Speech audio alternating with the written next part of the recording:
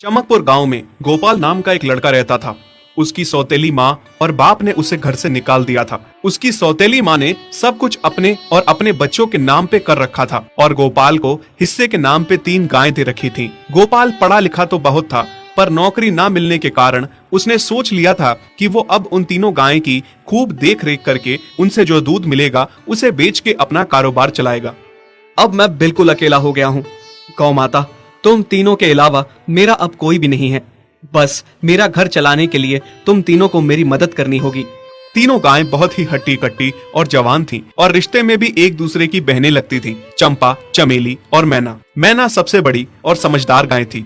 चंपा गर्भवती थी और चमेली को अभी अभी बच्चा हुआ था। वो दूध दे रही थी, जिसके दूध को बेच के गोपाल का थोड़ा बहुत घर चल रहा था। पर गोपाल को अब चंपा और मैना पे पूरा भरोसा था कि जब उनका बच्चा हो जाएगा तो वो खूब दूध देने लगेंगी और जिससे उसका कारोबार अच्छे से सेट हो जाएगा। देखा चमेली बहन, हमारे मालिक को कितनी उम्मीदें हैं हम तीनों से। हाँ चंपा, सुना मैंने, मालिक ने हमसे कितनी सारी उम्मीदें लगा रखी हैं। और उम्मीद रखे भी क्यों ना, कितना समय खर्च करते हैं मालिक हम पे और कितनी सेवा करते हैं हमारी, कितना खिलाते पिलाते हैं हमें। और फिर हम मालिक की उम्मीदों पे खरा ना उतरेंगी तो धिक्कार है हमारी जिंदगी पर। सही कह रही हो बहन तुम। चलो हम तो मालिक के लिए कुछ ना कुछ कर ही लेंगे। तुमने बच्चा दे दिया है, दूध भी दे रही हो, मैं भी गर्भवती हूँ। थोड़े दिनों में मैं भी बच्चे को जन्म दे दूंगी, फिर दूध भी देने लगूंगी। लेकिन इस मैना दीदी को देखो, हम दोनों से बड़ी हैं, एक बार भी बच्चा न दे पाई आज तक। क्या इसका फर्ज नहीं बनता मालिक के लिए कुछ? ये तो बड़ी हैं, हमसे ज्यादा इसको मालिक के लिए करना चाहिए था, लेकिन हम छोटी होकर इतना सोच रहे हैं। तुम दोनों ऐसा क्यों कह रही हो? क्या गलत कह रहे हैं हम? सही तो कह रहे हैं। कितने सालों से बांझ पड़ी हो तुम। ऐसा कैसे कह सकती हो तुम? बच्चा देना ना देना मेरे हाथ में थोड़े ना है। मैं भी तो माँ बनना चाहती हूँ ना। मैं भी चाहती हूँ कि दूध दूँ और मालिक को मेरे दूध से कुछ फायदा हो। अरे तुम क्या बच्चा दोगी जो इतने सालों से नहीं दे पाई? तुम ये ख्वाब लेना बंद करो कि तुम बच्चा दोगी और तुम्हारे दूध से मालिक को कोई फायदा होगा।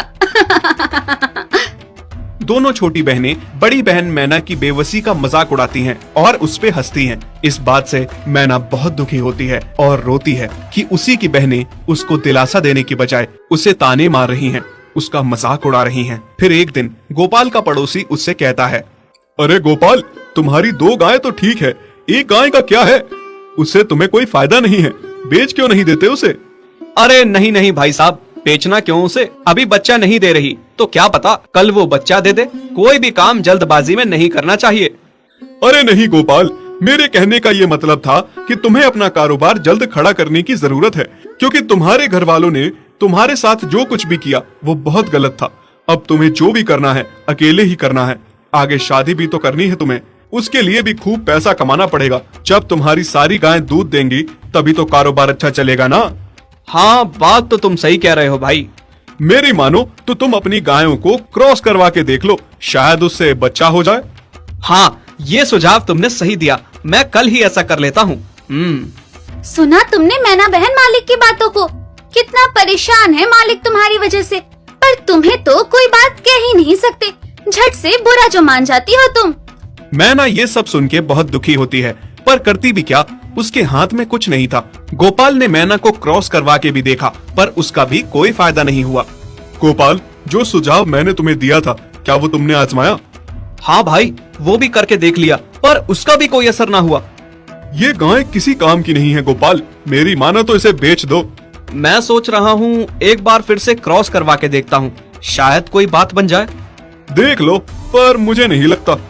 देखा, इन लोगों को भी पता चल गया, तुम बच्चा नहीं दे सकती, तुम बांझ ही रहोगी। सही कह रही हो तुम दीदी, इतने जतन करने के बाद भी बच्चा नहीं हो रहा तो अब क्या होगा?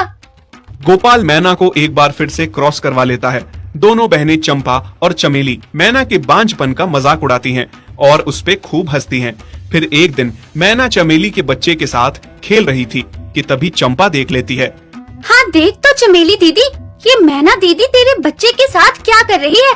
मुझे समझ में नहीं आ रहा, तू इस बांझ के साथ अपने बच्चे को कैसे छोड़ सकती है? जब मेरा बच्चा आ जाएगा मैं